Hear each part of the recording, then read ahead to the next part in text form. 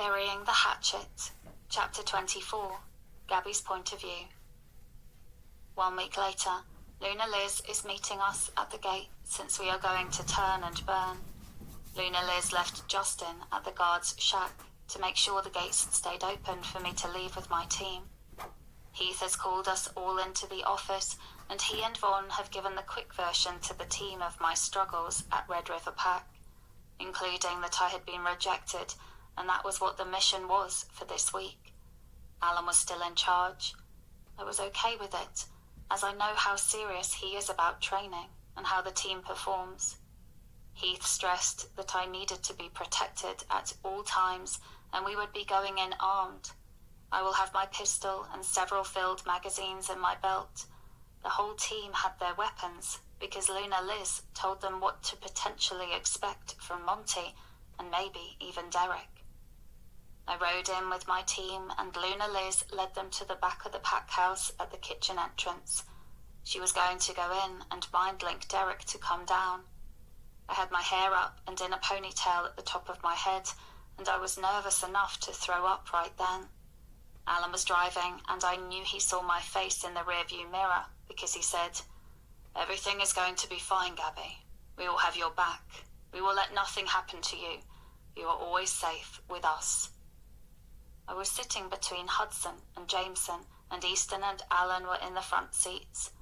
The other guys agreed with Alan, and it made me smile a little bit, as I was really stressed out.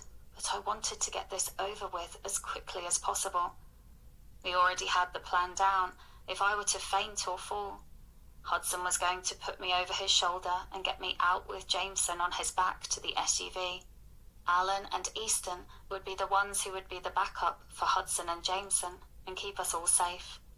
Luna Liz was going to be leaving with us, as she was going to put her Escalade blocking the entrance in case Derek or Monty got the bright idea of following us when we left. We had another SUV nearby, and we were going to split up to make sure we didn't get followed. Heath wanted to come badly, but his coming would let Derek and Monty both know where I was, and they weren't ready to tip their hand with that information yet. Once I accepted the rejection, things should improve for me immediately. Luna Liz already had her safe words, and Vaughn was going to call in 5 hours for her regular weekly call to make sure she was okay.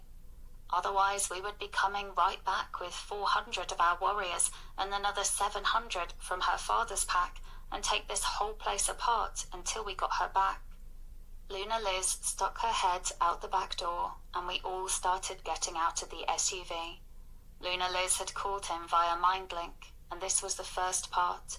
So he was coming. She was going to lead him outside to speak to him really quickly, and I would come up and accept his rejection. I heard a familiar nasal voice, and I cursed, having gotten out of the SUV already. I should have waited until he had exited with Luna Liz. "What the hell are you doing here, Omega? Oh, I know. You came to visit your parents' graves, right? I hope Jack gets here to see you trying to look like you are tough now. I know that at least Jack missed you while you were gone," Heather said, and then started laughing. I felt tears coming to my eyes. I heard the kitchen door open, and I saw Jack come out and look around for me. Holy shit, can this get any worse? I mean, where the hell is Monty at, so I can get the trifecta of assholes? The guys get a little closer to me, and are all within 5 feet of me, but it is like Jack can only see me as he comes straight over to me. Jack grabs my arm in a firm grip and pulls me into his chest, holding me against him. He grinds himself into me, and I hear Heather laughing behind me, and I start to shake, and this is not a good memory. Then I still, and I know what I needed to do. "You ready to sleep with me yet, Gabby? I've been looking for you for over 3 months. You got away from me the last 2 times, but no one is here to stop me this time," Jack tells me, and leans down to give me a kiss. I punched him hard in his nose and then tapped him on his Adam's apple. I was careful, because if you hit it too hard you could kill someone, but I wanted him to shut the hell up, and it took the air from him quickly. Jack dropped to the ground with a surprised look on his face, gasping for air and looking after me as I walked away from him. I saw Alan and Hudson, who were flanking me, smile at me for taking him down so quickly. We moved forward towards the back door to the kitchen as Heather ran up to Jack, and I know now that she mind-linked him I was there. She drops down next to him, yelling, "You fucking bitch! You are going to pay for this!" as she tries to help Jack. I hope they are a couple. They really deserve each other. I see Derek come out the back door speaking to his mum as he follows her out, and her rolling her eyes at me. I was glad for the heads up as I saw Piper exit the kitchen door right behind Derek. I stepped forwards and saw him smile a really big smile at me and step towards me and was obviously totally excited at seeing me. Derek stepped towards me and said, "Gabby, you are back. Thank the goddess. I'm so glad you came back. I missed you." I heard Piper say, "Who the hell is this, Derek?" Before he could speak, I said, "I, Gabrielle Emerson, accept your rejection, Derek Stryker. We will no longer be tied together by the mate bond from now on." I dipped a little as I felt weak after accepting the rejection, and then I felt the bond break, but I did not fall. I turned around and walked away with the guys around me, and Jameson and Hudson walking backwards back to the truck to watch our backs. Luna Liz hurried to her Escalade to follow us to the gate. I heard Piper yelling for help as Derek was lying down on the ground and clutching his chest in a great deal of pain. His mum was already ready to go with her Escalade already backed up, and Alan backed up and took off towards the gate. Heather was yelling for help for Jack, and I saw Monty running out of the kitchen door and looking after us as we pulled away. I saw the gates closing as we approached them, as the pack house was 3 miles away from the gates, and I knew that it was Monty that ordered it, and then I saw them opening again. I guess Justin had to fight the guards at the gate to keep the gate open.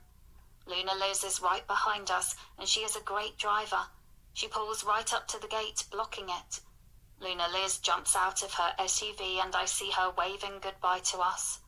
Justin walks up to her and they watch us drive away.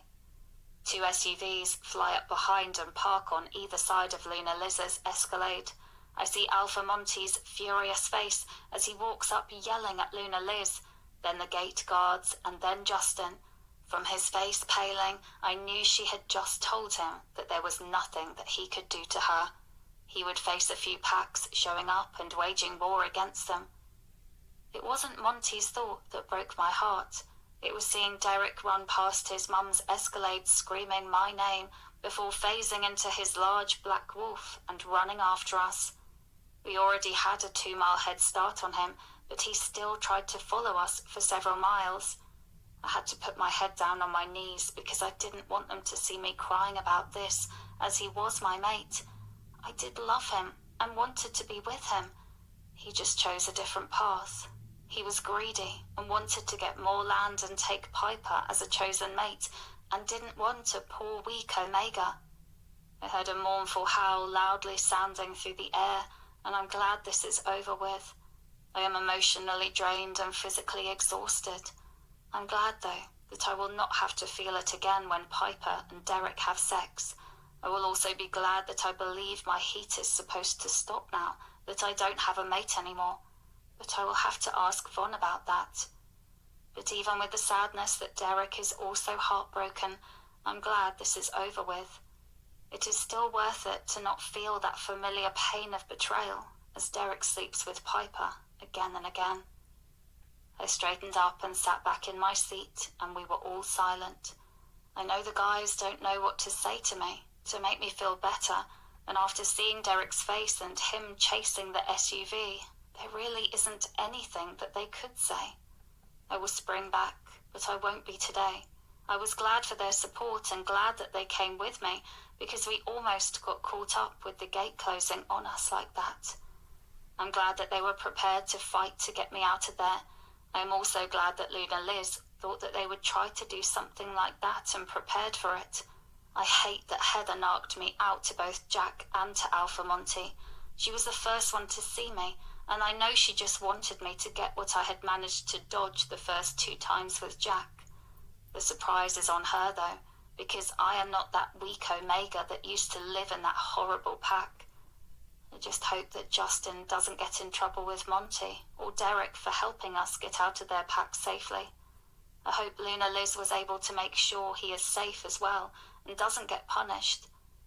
Both Monty and Derek will be super angry and looking for someone to punish for me being able to get in and back out of their pack again.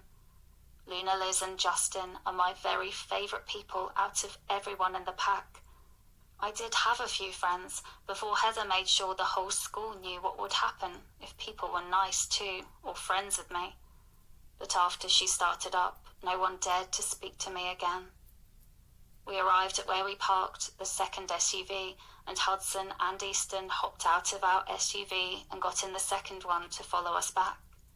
Jameson got into the front seat with Alan, and we headed back to Evergreen. We had gone about 50 more miles and were an hour away from our pack when Alan spoke to me. "Gabby, I'm sorry that I added to some of the bad things that happened in your life.